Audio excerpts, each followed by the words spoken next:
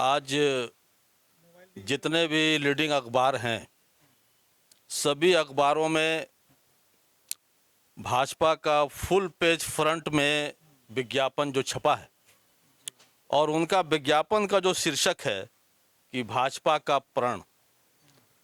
तो ये शीर्षक में जो प्रण है, अगर हम उसमें इतना कह दें कि ये भाजपा का प्रण नहीं बल्कि झारखंड की जनता का प्राण निकालने की योजना है। ऐसे भी ये लोग पिछले 10 वर्षों में जो केंद्र की सरकार ने पूरे देश में इनके जितनी भी योजनाएं आई हैं, वो सारी योजनाएं जनता को कष्ट देने वाली योजनाएं।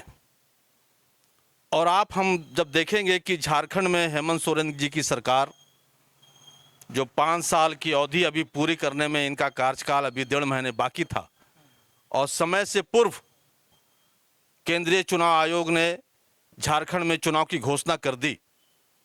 जब भाजपा की केंद्र सरकार ने देखा कि झारखंड के मुख्यमंत्री हेमंत सोरेन जी लगातार जनता के हित में निर्णय ले रहे हैं, तो इन्होंने समय से पहले चुनाव की घोषणा कर दी। आप जानते हैं कि पिछले 3 वर्षों तक कोरोना काल में जहां पूरा भारत लॉकडाउन में था तो झारखंड भी बंद था, और उस कोरोना काल में हेमंत जी की सरकार ने इतना अच्छे से पूरे झारखंड की जनता को स्वास्थ्य विभाग के माध्यम से और जन कल्याणकारी योजनाओं के निर्णय के माध्यम से जनता को राहत दी। वो प्रधानमंत्री हमारे मोदी जी बोलते थे कि हवाई चप्पल पहनने वाला भी हवाई यात्रा करेगा, तो उनकी ये बातें तो जुमला साबित हुई, लेकिन उनकी ये बातें हमारे हेमंत सोरेन जी ने कोरोना काल में जो दूसरे प्रदेशों में झारखंड के मजदूर काम करने गए थे, हवाई चप्पल पहनने वाले को हवाई जहाज से झारखंड वापस अपने घर पहुंचाने का काम किया था। और आज जब बड़े बड़े निर्णय हमारे हेमंत सोरेन जी ले रहे थे, जैसे कि मैया सम्मान योजना, जब झारखंड सरकार की इस योजना को एक ऐतिहासिक योजना के रूप में पूरे भारत में देखा गया, तो भाजपा की चूल्हे हिल गई और इन लोगों ने समय से पहले चुनाव का घोषणा कर दिया। आप जानते हैं कि इस मैया सम्मान योजना की 3 किस्तें अब तक हमारे झारखंड के माता बहनों के अकाउंट में जा चुका है, और हमारे मुख्यमंत्री ने ऐलान किया है कि दिसंबर से 1000 नहीं 2500 रुपये प्रति माह हम देने जा रहे हैं। भाजपा के विज्ञापन में क्या छपा है आज कि हम भी महिलाओं को सम्मान देंगे, 2100 रुपये प्रति माह देंगे। तो भाई आपके ये जो जुमले भरे वादे 2100 हैं, झारखंड के महिलाएं 400 रुपये की घाटा क्यों सहेंगी? हमने तो 2500 का वादा किया है।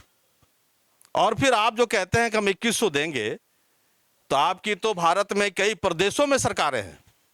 आप बता दीजिए अब तक आपने इस योजना को अपने किन प्रदेशों में जहां आपकी शासन है लागू किया है? कहीं नहीं। जनता भूली नहीं है कि आपने 9 साल पहले और ठीक 2000 आपके 14 में जब आप मोदी जी सरकार बनाने के प्रचार में घूम रहे थे, तो आपने एक बहुत बड़ा वादा किया था कि काला धन लाएंगे और 15 लाख प्रत्येक देशवासियों के खाते में डालेंगे। गोगो दीदी योजना के तहत सिर्फ महीने के 11 तारीख को ही नहीं, बल्कि विधवा, विकलांग, वृद्धा पेंशन भी 2500 करके देगी। और सबसे बड़ी बात है कि 500 रुपया जो है कि प्रति गैस सिलेंडर भी देगी। यही तो मैं बताने जा रहा था आपको कि इनके विज्ञापन में जो प्रमुख जो इन्होंने अपने मांगों में जनता के अपने मैनिफेस्टो में इन्होंने जो डाला है कि हम जनता को पेंशन, गैस सिलेंडर, सहारा के द्वारा लिए गए पैसे की वापसी और अनुबंध कर्मी पारा शिक्षकों को नियमित करना, मैं एक एक करके सारे बिंदुओं पे आना चाह रहा था कि आप अभी तक अपने प्रदेशों में जहां पे अनुबंध कर्मी काम कर रहे हैं, क्यों नहीं उनको नियमित किया? आप अभी तक अपने प्रदेशों में 500 में सिलेंडर क्यों नहीं देने का योजना जारी किया? आप अपने प्रदेशों में जो सहारा के पैसे, गरीबों के जो पैसे सहारा में जो डूबे हुए हैं, उनको दिलाने का काम किया। तो आप सिर्फ जुमले भरे वादे करते हैं, जनता जानती है, और तब से जानती है जब से आपने 15 लाख का वादा किया था और 2 करोड़ प्रति वर्ष रोजगार का वादा किया था। आज 10 साल पूरे हो गए, वो वादे जुमले साबित हुए, और ये भी जो वादा आप कर रहे हैं विज्ञापन के माध्यम से, ये जनता जानती है कि ये भी जुमला से ज़्यादा कुछ भी नहीं है। तो ये थे शकील अहमद अंसारी, जो प्रदेश लेवल के प्रवक्ता हैं कांग्रेस पार्टी के, जिन्होंने बड़ी बारीकी से अपनी बात रखी है। एक बात बताइए भैया, ये लोग झारखंड में एक सबसे बड़ा मुद्दा बनाए हुए हैं, घुसपैठिया घुसपैठिया घुसपैठिया। लगता है कि मोदी जी ने 10 साल जो हमारे देश की सीमा है उनकी रखवाली ही नहीं की है। पहले ये लोग बांग्लादेशी को घुसवाते हैं, फिर एगो मुद्दा खड़ा कर देते हैं, भैया घुसपैठिया घुस गया। तो 10 साल से मोदी जी क्या कर रहे थे? ये जो घुसपैठिया वाला मुद्दा को आप किस हिसाब से देख?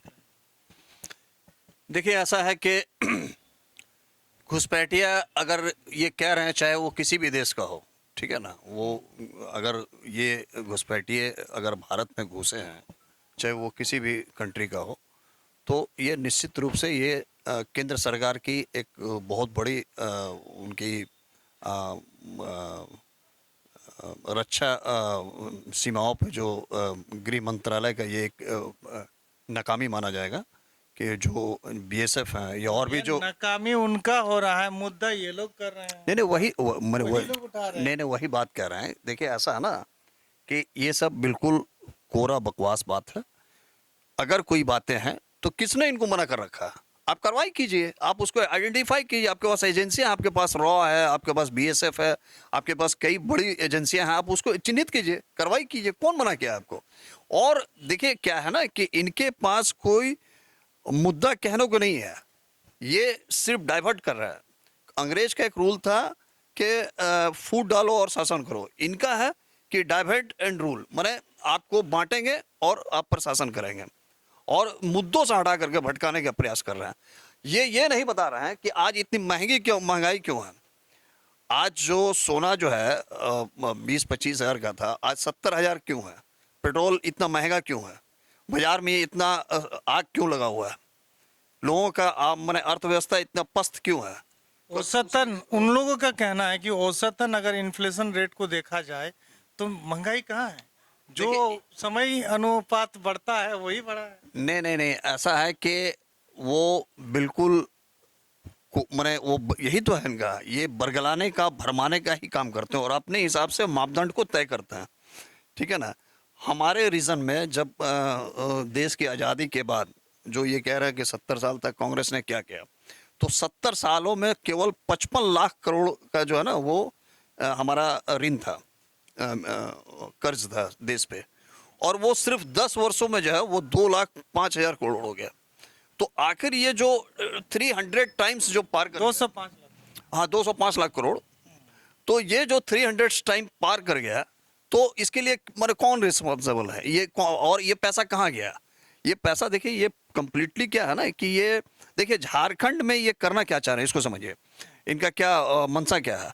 ये यहाँ इनकी पूरी खनिज पे इनकी निगाह है, और ये इसको माने देश झारखंड को लूट करके और ये अडानी के माने पॉकेट में डाल देना चाह रहे हैं, जो हेमंत सरकार के रहते हुए मुमकिन नहीं हो रहा। मैं आपसे बहुत सिंपली पूछ रहा हूँ, यहाँ पे एक पीएसयू पब्लिक सेक्टर यूनिट है बोकारो स्टील प्लांट, जहाँ एक वेल प्लान सिटी एस्टेब्लिश हुआ जिसके तहत सारी चीज़ें हैं, इस मेडिकल है, सारी चीज़ें तय हुई, एक बढ़िया टाउन प्लान है, सारी चीज़ हुई, ठीक है ना।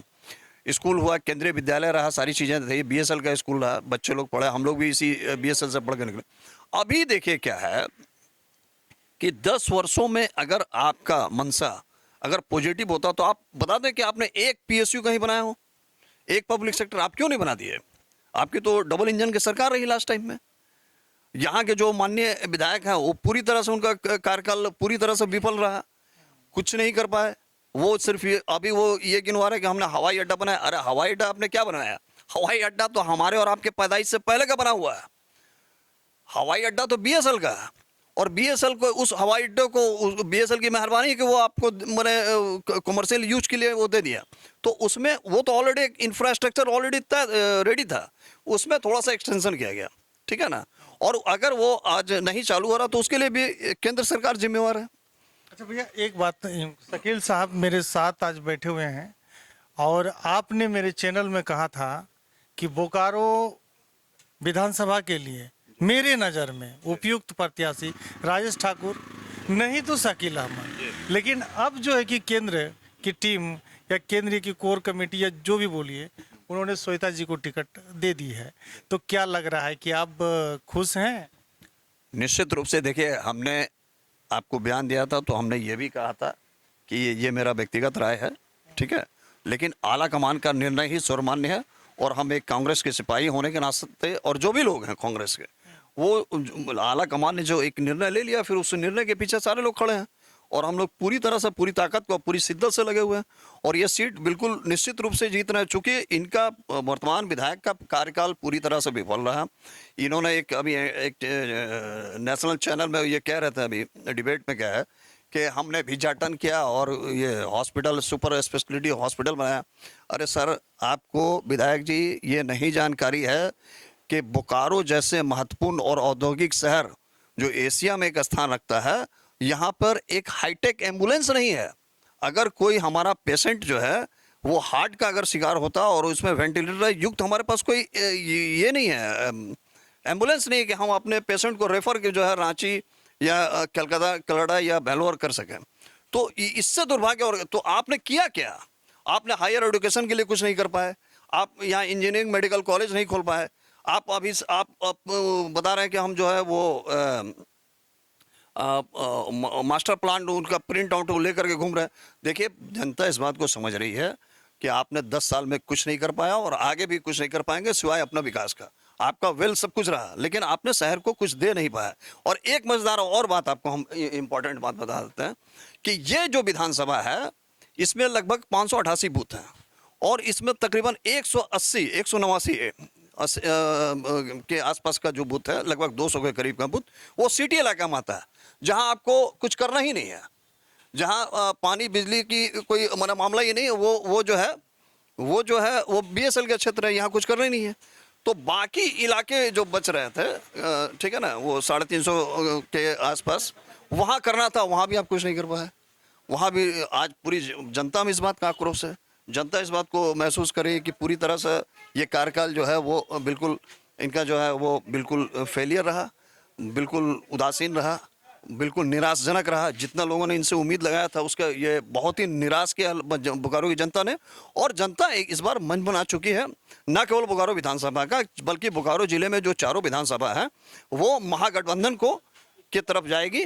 और जनता फिर से पुनः जो है हेमंत सोरेन के नेतृत्व में जो है वो हमारे माननीय हेमंत सोरेन जी के नेतृत्व में सरकार बनने जा रही है। और निश्चित रूप से ये सीट हम लोग बोकारो जीतेंगे। जी, निश्चित रूप से ये सीट बोकारो हम लोग जीत रहे हैं। ये थे निजाम अंसारी साहब, प्रदेश सचिव। बताइए भैया, 5 लाख स्वरोजगार की बात कर रही है भाजपा घोषणा पत्र में, और सबसे बड़ी बात है कि 87,500 जो खाली पद है, रिक्त पद है, वो भरने की बात कर रही है। पहले तो जैसे कि आपने शुरुआत में ही आज के अखबारों में जो भाजपा का विज्ञापन है उस पर चर्चा इस लाइन बताना चाहूँगा कि उसी विज्ञापन में जब ये कहते हैं कि हम जो है अपने मैनिफेस्टो के माध्यम से झारखंड की जनता को एक जुमला फिर ये देना जा रहे हैं कि मैं 5 लाख समथिंग जो खाली पद है उसको भरने का काम करूंगा। तो पहले तो आप अपने केंद्र सरकार के विभागों में देख लीजिए ना, लगभग 7 लाख आज 10 सालों से खाली रिक्त पद पड़े हुए हैं, स्वीकृत रिक्त पद पड़े हुए हैं। केंद्र सरकार में आपने आज तक उसको भरने की पहल नहीं की। दूसरी बात, जब झारखंड की हेमंत सोरेन ने यहाँ पर सरकारी नौकरी और साथ साथ जो रोजगार की सुविधा बढ़ाने का कार्यक्रम शुरू किया, और आप देखेंगे कि 24 साल झारखंड को बने हो गए, जिसमें लगभग 18 साल भाजपा का शासन रहा झारखंड में। पहली बार हेमंत सोरेन ने चौकीदार की बहाली की, असफलतापूर्वक की। पहली बार हेमंत सोरेन ने झारखंड पब्लिक सर्विस कमीशन के माध्यम से इन्होंने सफलतापूर्वक एग्ज़ाम कराए। आप जानते हैं कि इनके जो प्रथम अध्यक्ष थे उन्होंने किस तरीके से, बाबूलाल मरांडी जब मुख्यमंत्री हुआ करते थे तो उनके सरकार में शुरुआत से ही भ्रष्टाचार से पूरा झारखंड लोक सेवा आयोग में इस तरीके से उन्होंने पूरा गंद फैलाया था कि वो हमेशा से ये विवादों में रहा है। तो जब हेमंत सोरेन निर्णय लेने लगे, रोजगार देने लगे और नियुक्ति पत्र बांटने का आश्रम चलने लगा, तब इनको लगा कि अब हेमंत सोरेन को और समय देंगे तो ये लोग सही में रोजगार के माध्यम से युवाओं के दिलों में अपनी जगह जो कि बना चुके हैं, इनको रोकने के माध्यम से ये लोग छलावा भरा आज ये अपना विज्ञापन देते हैं। हम तो कहते हैं कि आज के विज्ञापन में मोदी जी का एक बड़ा फोटो छपा हुआ है। आप बताइए ना कि झारखंड में क्या मोदी जी मुख्यमंत्री बनेंगे? आपका चेहरा कौन है झारखंड में मुख्यमंत्री के लिए? आप तो बड़े जोर शोर से छलावा देके बाबूलाल जी की पार्टी को आपने भाजपा में मर्ज करा दिया। ये तो अच्छी बात है। लेकिन क्या बाबूलाल जी आपके चेहरा हैं? नहीं बता सकते। आज कहते हैं कि विधायक तय करेंगे, हमारा तो चेहरा है हेमंत सोरेन जी। तो ये तो अच्छी बात ना है। ये जनता विधायक बनाती है, ना कि मुख्यमंत्री चुनती भाई हमेशा से भाजपा कहते आई है, हर इलेक्शन में आपने देखा होगा कि चेहरा पूछती है कांग्रेस से, आपका चेहरा कौन है? तो आज आप चेहरा बता नहीं पाते और आप लड़ रहे हैं चुनाव झारखंड का मोदी जी के चेहरे पे। तो इसीलिए आपके यहाँ तो खुद ही इतना कला भरा हुआ है कि हो सकता है कि चुनाव के बाद आपकी पार्टी में भगदड़ मच जाए। इसलिए जनता जानती है कि ये लोग वोटों का शिकार करने आया। बिल्कुल सही कहा हमारे मित्र ने। इनकी नजर यहाँ पर यह है कि सरकार एन कैन प्रकरण हम बना करके और अंबानी अडानी को इस झारखंड के जल जंगल जमीन उसके हवाले कर दे। और झारखंड की पहचान ही है हमारी जल जंगल जमीन, जो किसी भी कीमत पे यहाँ के निवासी, बाहर के इस तरीके के जो लोग हैं जो हमारे जल जंगल जमीन पे कुदृष्टि रखते हैं, हम उन्हें लेने नहीं देंगे। इसके लिए झारखंड की जनता अपने वोट के चोट से इनको सबक सिखाएगी। तो वोट के चोट से जनता इनको सबक सिखाएगी। पांडे जी हैं, पांडे जी से ज़्यादा सवाल हम नहीं पूछेंगे। पांडे जी, हम ये जानना चाह रहे हैं कि बोकारो में भाजपा और कांग्रेस तो है ही, अपने दमखम पर मैदान पर है ही, लेकिन एक थर्ड पार्टी, एक तीसरी पार्टी भी हम देख रहे हैं जेल कैंप की। बोकारो में आप किसके बीच में टक्कर देख रहे हैं? कांग्रेस। बस कांग्रेस आ रही है, कांग्रेस आ रही है। यानी कांग्रेस आ रही है, बीजेपी के साथ भी इनका टक्कर नहीं है क्या भैया? किसी बीजेपी के साथ टक्कर नहीं है इस बार बोकारो में? नहीं देखिए, मैंने वो पिछली बार ही कांग्रेस की यहाँ विधायक होती, लेकिन क्या है कि ठीक है, कहीं हो सकता है हमसे ही चूक हो गया, लेकिन इस बार जनता पूरी तरह से मन बना चुकी है और बदलाव का लहर है। और जनता का मतादेश 20 तारीख को जो होगा वो निश्चित रूप से जो है वो हमारे पक्ष में होगा, कांग्रेस के पक्ष में होगा। और कांग्रेस और जेएमएम और जो हमारे इंडिया अलायंस के जो गठबंधन है उनके नेतृत्व में जो है यहाँ सरकार बनेगी और सशक्त और मजबूत और नियुक्तियां लगातार होगी। आप एक निजाम भैया, मैं क्या समझूं, आपके साथ में किसी के साथ टक्कर नहीं? नहीं एकदम नहीं, हम स्वीप माने इसमें हैं। और बिल्कुल, चूंकि शहर से लेके गांव तक में जो है एक लहर है। और जो यहाँ बुनियादी जो ज़रूरत थी ना, 10 साल बहुत लंबा समय होता है। ये बोल रहे थे कि 100 दिन का समय मांग रहे थे। अब मैं इनका एक बयान सुन रहा था, अरे 100 नहीं, आपको जो है ना 120 महीना दिया है लोगों ने। ठीक है ना, आप 10 साल रहे, मैंने 120 महीना आपको दिया, लगभग 3665 दिन दिया आपको। आप 100 दिन की बात कर रहे हैं और आप कुछ नहीं कर पाए। तो निश्चित रूप से जनता में काफ़ी निराशा है। यहाँ देखिए 10+2 तक का यहाँ एक एजुकेशन हब है, इसके ऊपर की पढ़ाई का यहाँ क्राइसिस है। इस पे लोग जा रहे थे कि यहाँ मेडिकल कॉलेज हो, IIT खुलता, BIT खुलता, IIM खुलता, ठीक है ना। ऐसी कुछ बातें नहीं हो पाई जिससे लोगों में काफ़ी निराशा है। BGH की स्थिति अपग्रेड नहीं हो पाया। सदर अस्पताल को इन्होंने एक बार पलट के नहीं देखा, ठीक है ना। यहाँ के विस्थापितों पे एक बार भी इन्होंने नज़र नहीं दिया। ये विस्थापित की जो समस्या थी ज्यों को त्यों रह गई है। यहाँ फुटपाथ की एक समस्या थी, अस्थायीकरण का मसला, वो रह गया। तो ऐसा कोई इशू नहीं है जिसके लिए इनको याद किया जाएगा या जो इनको क्रेडिट देता हो, जिस पर बोकारो वासी गर्व करें कि हमारे पास भाई ऐसा विधायक है। तो इस विधायक ने काफ़ी निराश किया है और परिवर्तन की लहर है, लोग बदलाव चाहते हैं और निश्चित रूप से बदलाव होगा। इस विधायक ने निराश किया है, परिवर्तन की लहर है और निश्चित परिवर्तन होगा। ये वीडियो कैसा लगा, अच्छा लगा तो जोरदार लाइक कमेंट के साथ में शेयर कीजिएगा, अपना राय रखिएगा।